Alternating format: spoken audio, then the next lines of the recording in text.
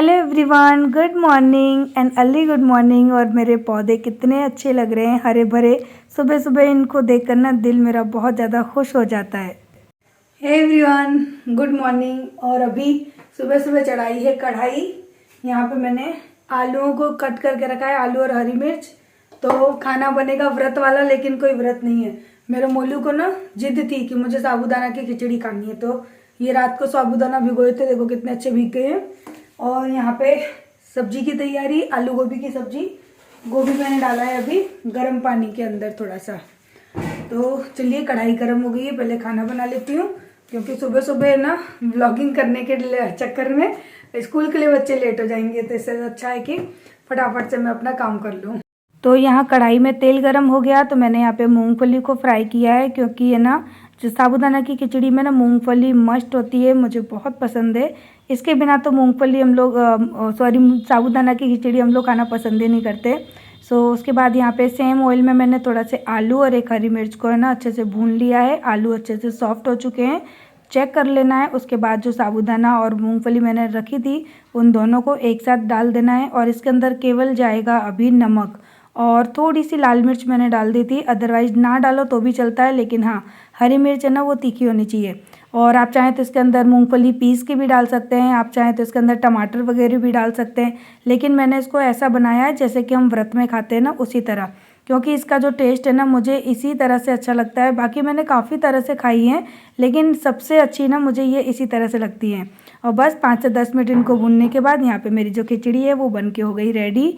और उसी कढ़ाई में मैंने दोबारा ऑयल लिया है, इसमें मैंने जीरा डाला, प्याज डाली और अच्छी तरह से प्याज को भून लिया। उसके बाद आलू डाल दिए हैं, आलूओं को भी अच्छी तरह से भून लूँगी प्याज के साथ। फिर मैं डालूँगी यहाँ पे गोभी और मटर डाल के इनको भी अच्छी तरह से प्याज और ऑयल में मिक्स कर लूँगी।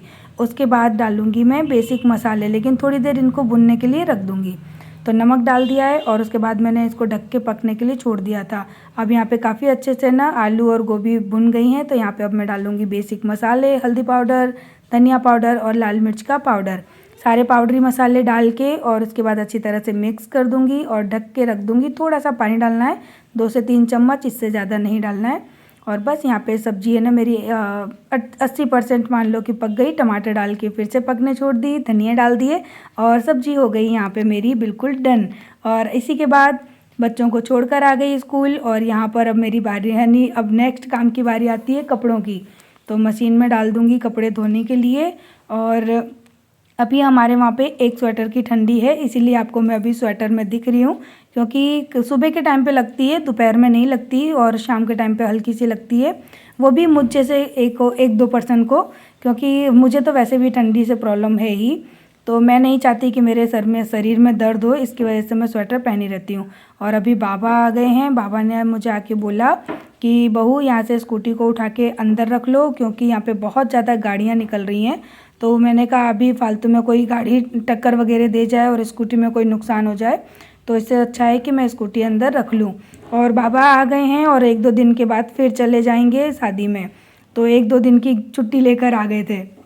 तो यहाँ मैंने ना कपड़े डाल दिए धुलने के लिए, स्कूटी रख दी मैंने अपने अंदर, और जो कपड़े धुल गए हैं उनको डाल दिया है ड्रायर में, उनको ले जाऊँगी मैं ऊपर सुखाने के लिए।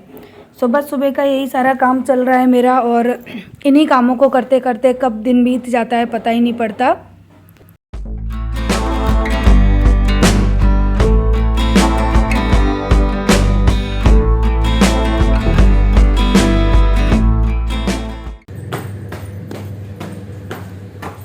अब बारी आ गई है ठंडियों के कपड़े उठा उठा के रखने की।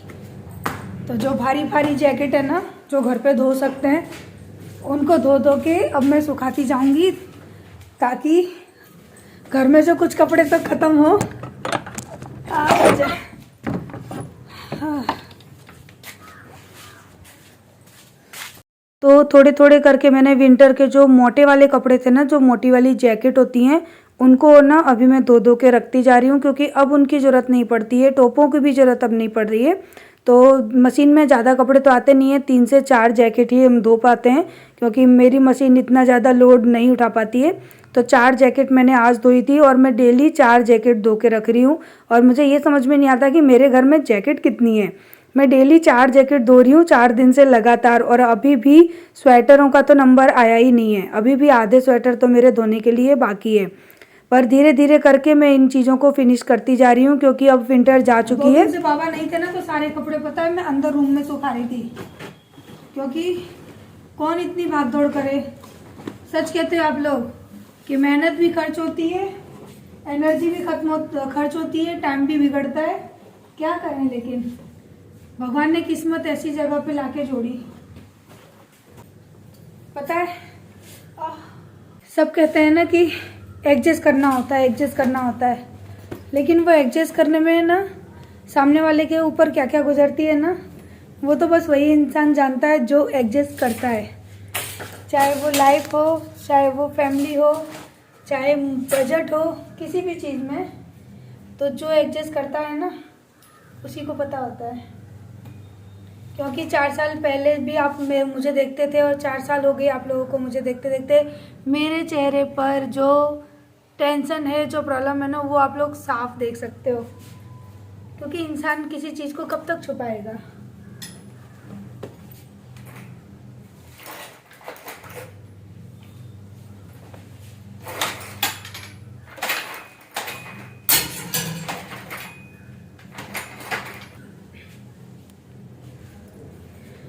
तो मैंने बालों को भी थोड़ा सा खोल लिया।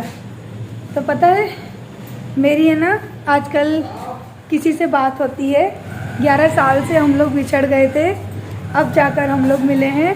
तो हम लोग है ना इतनी बातें करते हैं ना आजकल की कुछ बता नहीं सकती मैं। तो वो है मेरी स्कूल की फ्रेंड।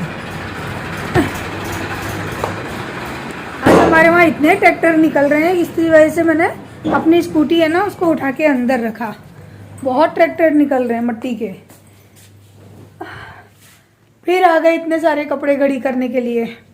हाँ तो मैं क्या कह रही थी, हाँ कि आजकल है ना मेरी एक फ्रेंड है, उससे आजकल मेरी बात हो रही है। हम लोग 11 साल बाद 11 साल से ज़्यादा ही हो गई है, 11 साल से हम लोग बिछड़ गए थे।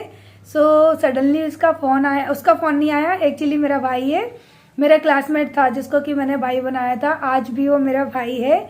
उसका नाम लला है, उसका रियल नाम तो प्रवीण है, लेकिन मैं उसको हमेशा लला बोलती हूँ। मैं उसको लला बोलती थी हमेशा, और हमेशा कहते हैं ना अपने छोटे भाई को जैसे लाला और बच्चा बाबू ऐसे बोलते हैं, तो मैं उसको लाला बोलती थी, लला बोलती थी। मैंने आज तक उसको कभी उसके रियल नाम से नहीं बुलाया। तो उसका फ़ोन आया, बोले कि तुझे ना, बोले मैं आगरा आया हूँ। तो मैंने कहा आया है तो घर आ जा। तो बोला ठीक है देखता हूँ, क्योंकि उसके छोटे भाई की शादी है। मुझे इनविटेशन देने के लिए फ़ोन किया था, लेकिन मैंने कहा मेरा जाना तो पॉसिबल नहीं है, क्योंकि मैंने कहा जिया जी की स्कूल रहती है। तो बोला ठीक है चल कोशिश करना, और अगर देखती हूँ वो आएगा तो आप लोगों को शायद मिलवाऊँ। तो उसने मुझे बोला कि रीनू तू फ़ोन चालू रखना, बोले तुझे तेरे लिए एक सरप्राइज़ है। मैंने कहा ठीक है यार। तो उसने ना कॉन्फ्रेंस कॉल किया ना, तो फिर मेरी 11 साल पुरानी फ्रेंड, तो उसका कॉल आया, उससे मैंने बातें की। मुझे बड़ा अजीब लगा कि 11 साल बाद वो सोच रही थी कि मैं उससे नाराज़ हूँ, इसलिए मैंने उससे कोई कांटेक्ट नहीं रखा, और मैंने उसको अपनी शादी में भी नहीं बुलाया था। तो मैंने उसको बोला कि ऐसी कोई बात नहीं थी, मेरी शादी एक्चुअली अहमदाबाद से हुई ही नहीं थी, तो मैं तुझे कैसे बुलाती, और शादी के बाद में मायके कभी जा ही नहीं पाई। 1-2 दिन के लिए जाती थी, तो कहीं जाना आना हो ही नहीं पाया, और कॉन्टैक्ट नंबर भी सबके निकल गए थे।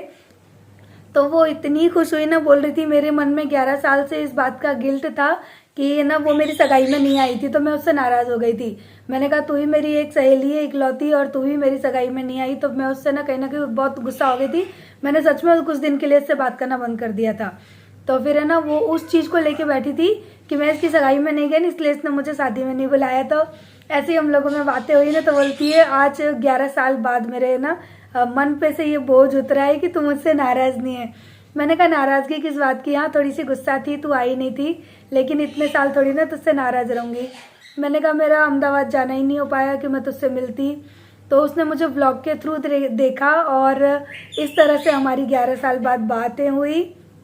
सो मेरी फ्रेंड का नाम है नीलम, और वो अहमदाबाद में ही रहती है, उसकी फैमिली भी है, शादी हो चुकी है, एक बच्चा है, देवर देवरानी और सास, सब पूरी फैमिली उनकी जॉइंट फैमिली है, बहुत अच्छे से रहते हैं।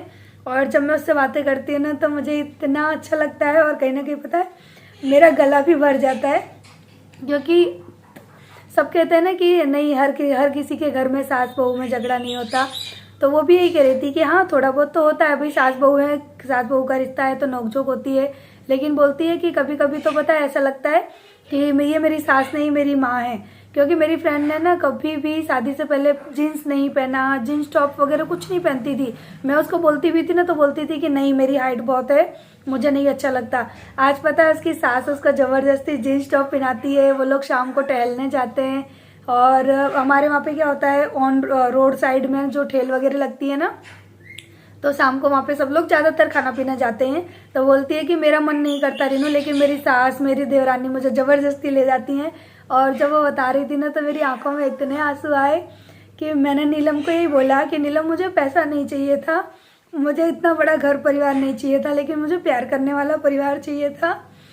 और जैसे वो रहती है ना अपनी देवरानी के साथ, अपनी सास के साथ, मैंने कहा देखो नोकझोंक लड़ाई झगड़ा सबके घर में होते हैं, लेकिन जब मिल के एक परिवार मिल के कहीं चलता है ना तो उसकी जो खुशी होती है ना, वो लोग जब देखते हैं ना तो यूँ लगता है कि आज के ज़माने में भी देखो परिवार साथ में है। तो और जिसका परिवार अच्छा है, जिसके परिवार में प्यार है ना, मैं तो ये मानती हूँ कि आज के जीवन में वो सबसे ज़्यादा सुखी है। करोड़ों रुपए कमाने वाले से भी वो ज़्यादा सुखी है, बस उसको समझने आना चाहिए। तो मैंने नीलम को यही बोला तो बोल रही थी कि नहीं रीनू मेरा तो परिवार बहुत अच्छा है और हम लोग आपस में एडजस्ट करके भी चलते हैं। मेरी फ्रेंड और उसकी देवरानी दोनों जॉब पे जाती हैं और उसकी सास है ना वो दोनों के बच्चों को संभालती हैं। दोनों के बच्चे 2-2 साल के ही हैं, तो उसकी सास अकेली दोनों बच्चों को संभालती है, घर भी मैनेज करती है। और वो सारे दिन पहले भी, शादी से पहले भी वो ट्यूशन कराती थी, स्कूल पढ़ाती थी और शादी के बाद भी करती है।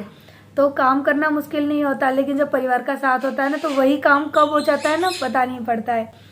तो अगर नीलम तू मेरे ब्लॉग देख रही है ना तो फिर से तुझसे कहना चाहूँगी तू बहुत खुशकिस्मत है कि तुझे ऐसा परिवार मिला जो तुझे सपोर्ट करता है, तेरा साथ देता है। वरना जब बच्चे अकेले पालते हैं ना तो उस माँ से पूछो, मुझसे पूछो बच्चे अकेले कैसे पाले जाते हैं और सारी चीज़ें अकेले कैसे मैनेज की जाती हैं। So you are really lucky यार।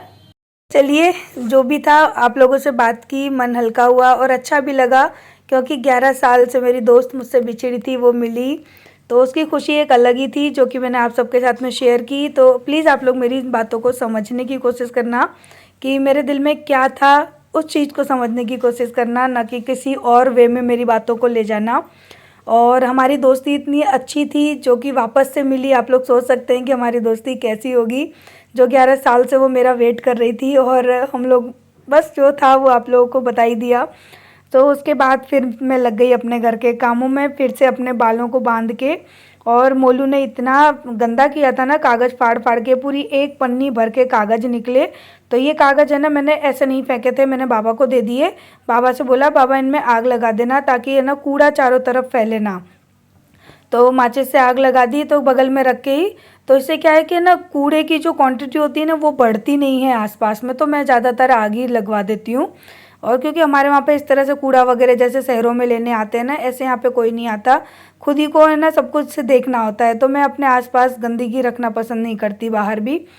सो उसके बाद अब यहाँ पे हम लोग आ गए हैं, हम लोग नहीं मैं आ गई हूँ झाड़ू बाहर वाले रूम में लगाने, क्योंकि मेरा माइंड है ना थोड़ा सा अभी कहीं अलग दिशा में चल रहा है वॉइस ओवर करते करते भी।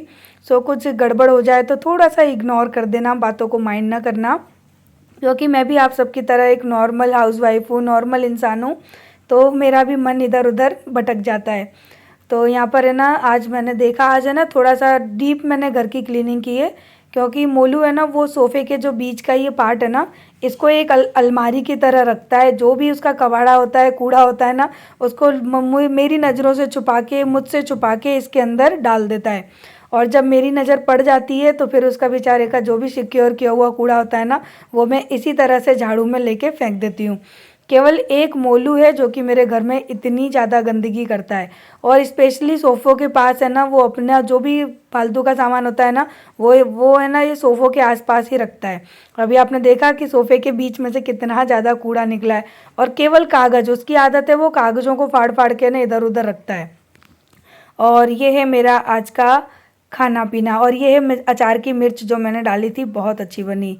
तो चलिए, अगर आज की वीडियो अच्छी लगी हो तो वीडियो को लाइक करिएगा, चैनल को सब्सक्राइब करिएगा और मेरी बातों को इग्नोर भी करना और थोड़ा सोचना भी।